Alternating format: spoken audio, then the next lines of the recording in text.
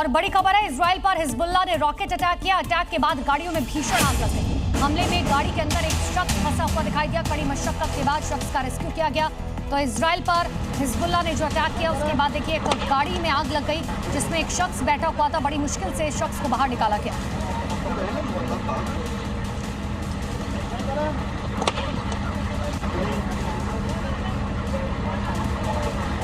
Israel और America से छिड़े युद्ध के बीच ईरान ने कुवैत में फिर से जोरदार हमला किया। अमेरिकी ठिकानों को निशाना बनाया। इन सब के बीच में ईरान के कई हमलों को हवा में ही नाकाम किया गया।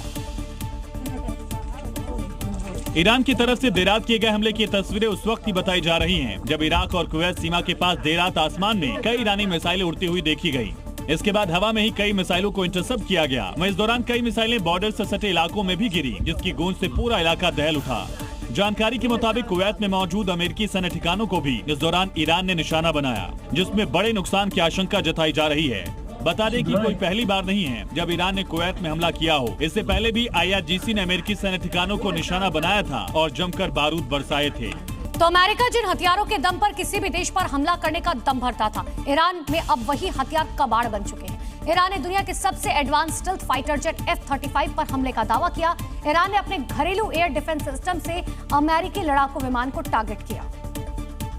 अमेरिका की घमंड को ईरान ने तोड़ दिया। जिस पर ट्रंप को भरोसा था उसे ही ईरान ने ढेर कर दिया। जिसे ट्रंप ईरान को जीतने की जिम्मेदारी सौंपी थी वही मैदान छोड़कर भाग गया। ईरान के इस धाकड़ ने वो काम किया इसकी कल्पना भी ट्रंप ने नहीं की थी। इस वीडियो को ईरान ने जारी किया। ईरान ने दावा किया कि वीडियो अमेरिका के सबसे ताकतवर हाईटेक 5वीं पीढ़ी के स्टेल्थ विमान F-35 का है जिसे ईरान ने न सिर्फ ट्रैक करने का दावा किया बल्कि आसमान में मिसाइल से हिट करने का भी ऐलान किया। और ये सब कुछ ईरान के हवाई क्षेत्र में हुआ। रिपोर्ट के मुताबिक इसके बाद अमेरिकी फाइटर जेट F-35 को इमरजेंसी लैंडिंग करानी पड़ी। ईरान मिसाइल से F-35 के पिछले हिस्से को नुकसान पहुंचा। हालांकि पायलट सुरक्षित है। ईरान ने F-35 का शिकार उस समय किया जब ट्रंप बार बार ईरान में सब कुछ खत्म करने का दावा कर रहे हैं। F-35 पर अमेरिका को गुमान था और ईरान के आसमान में F-35 को टारगेट कर ईरान ने ये बता दिया कि ईरान के हवाई क्षेत्र पर अभी भी उसी का कंट्रोल है।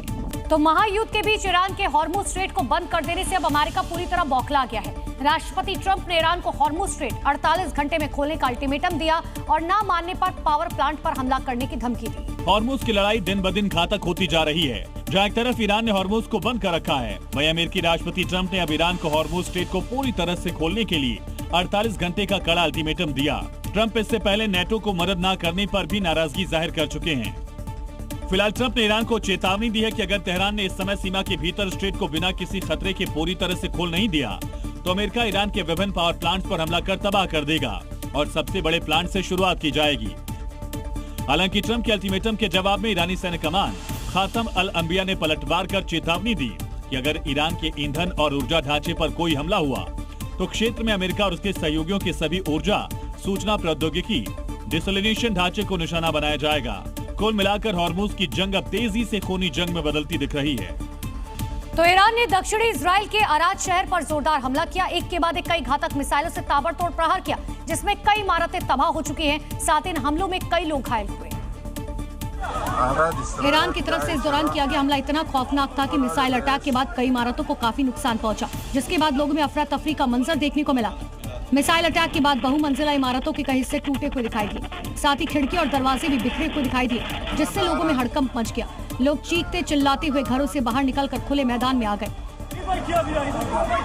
इस हमले में कई लोग घायल बताए जा रहे हैं जिन्हें अस्पताल में भर्ती कराया गया। साथ ही ईरान के हमलों के बाद अराद में आपातकाल की घोषणा की गई। सायरन बजाकर लोगों को हमले के लिए अलर्ट किया गया। इजराइल के रिहायशी इलाकों में किए गए हमले के बाद तनाव और बढ़ गया।